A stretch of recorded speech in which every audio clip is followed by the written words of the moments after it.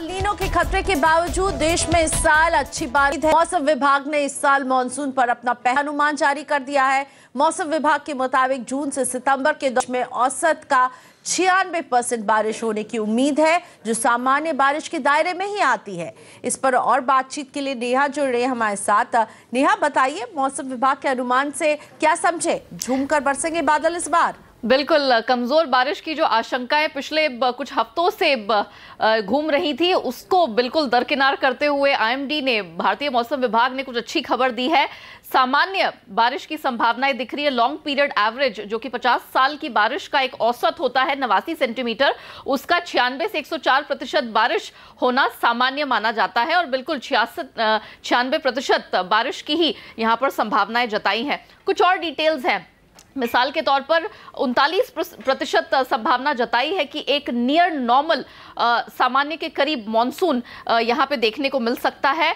El Nino थोड़ा सा कमजोर होकर डेवलप हो रहा है इंडियन ओशन में, लेकिन जुलाई के बाद भारतीय मौसम विभाग का कहना है कि वो भी छटता चला जाएगा। हाँ, ज्योग्राफिकल स्पेशल डिस्ट्रीब्यूशन अभी नहीं आया है, उसमें 1-1.25 महीने का समय लगेगा। मई के आखिरी हफ्ते या जून के पहले हफ्ते में वो डिटेल्स निकल कर आएंगे। हाँ, साथ ही 15 मई के आसपास केरल के रास्ते जो मॉनसून दस्तक देता है भारत में, उसके ऑनसेट की भी डिटेल्स निकल कर आएंगी। ऑल इन ऑल अभी अच्छी खबर है, चिंता की बात दिखाई नहीं दे रही है। 96% एक सामान्य बारिश की संभावना है, लेकिन आगे डिटेल्स का ऑफ कोर्स यहां पर इंतजार रहेगा।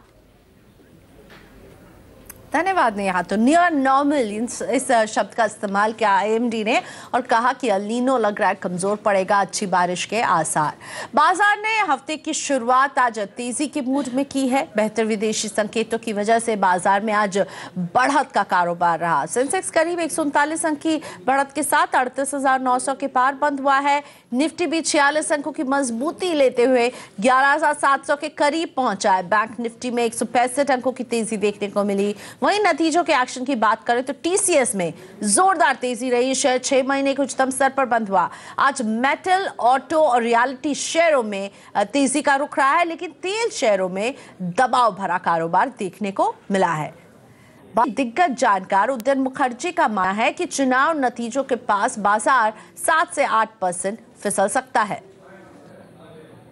मार्केट ऑलरेडी प्राइस कर चुका है ये इलेक्टोरल रिजल्ट में खतरा है, क्योंकि अभी वैल्यूएशन थोड़ा ऊपर की तरफ है।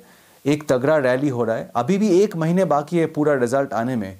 अभी भी ऑलरेडी मार्केट में 1000 पॉइंट का रैली हो चुका है।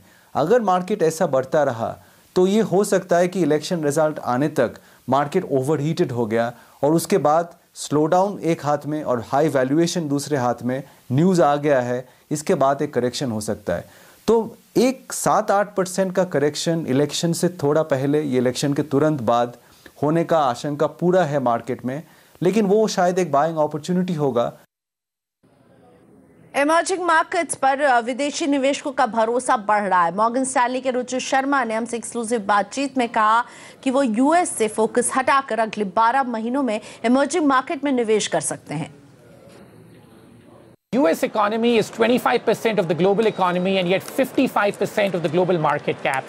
Emerging markets, many of these countries, for example, in Eastern Europe, Southeast Asia, Indonesia, Poland, these countries are a fraction of the global market cap. So I would say some of those countries is where I'd be looking to allocate money and away from the US over the next 12 months.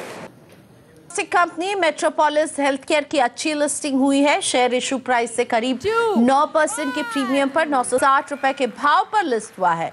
Metropolis healthcare देश की तीसरी सबसे बड़ी diagnostic chain है। Issue के जरिए company ने करीब 1200 करोड़ रुपए जुटाए हैं। इशू 3 से 5 अप्रैल के बीच खुला था और 6% भरा था।